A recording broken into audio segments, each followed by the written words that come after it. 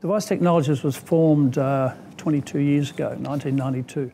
Where we placed and why are we doing this? The most important thing is, I think, in this marketplace is that being a private company, we can actually search the world for the latest technology. And that's what we do in this business.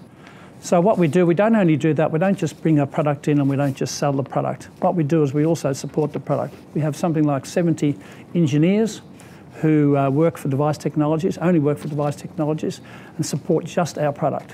So as Peter said, we've got a lot of gear out there that is mostly hospital-based, but can be transformed into the defence and emergency environment.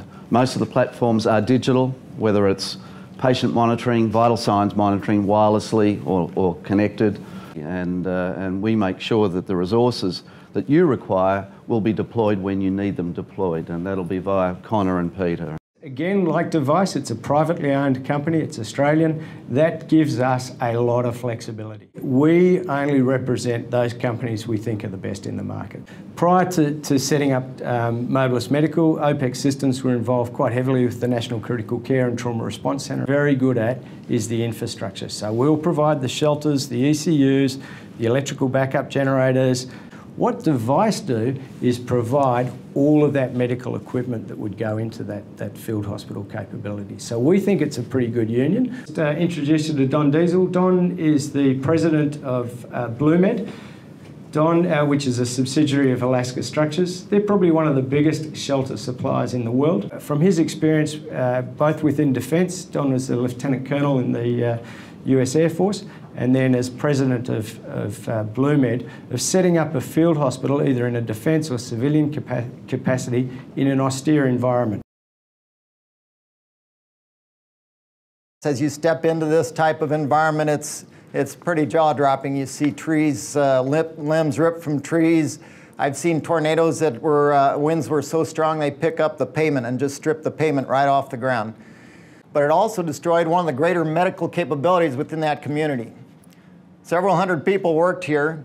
They successfully evacuated 183 patients. So it was very important to them to, as quickly as possible, establish a new facility. That building there is a 9-story concrete building. Every window in the building was blown out. Like I said, it was dead center in the path of this tornado. It actually shifted the building off of its foundation. The only way of doing that was to bring in a hospital quickly. Once you get it there, the setup time is not just how long it takes you to set up your buildings, but also you've got to move in the equipment, you've got to set up the electrical grid. And what is very important about the mobile hospital, they want a facility that is going to be safe. They want something that's going to be resistant to high wind loads, maybe snow, good temperature control, especially in the heat. How are you going to set up? Are you going to wait till the whole thing is set up? Are you able to establish power to the entire facility? Or can you set it up module by module and power up each module as you go?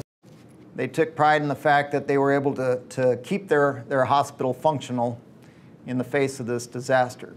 With good preparedness planning and with the right equipment, they were able to make this happen.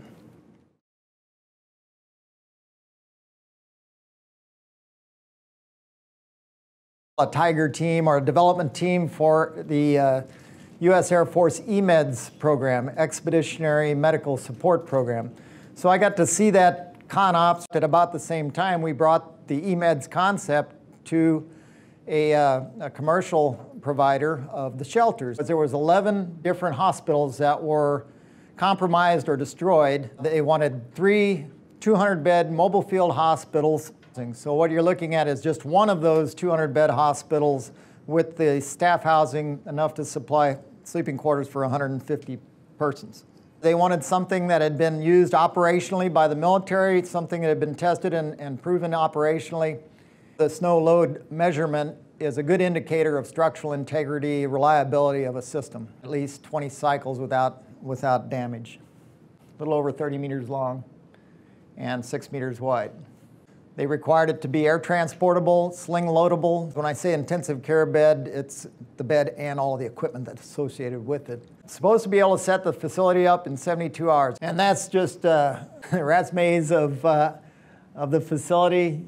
When we first did this, the first time, people were getting lost in there. They couldn't find their way out. We were to track and replenish the consumable supplies.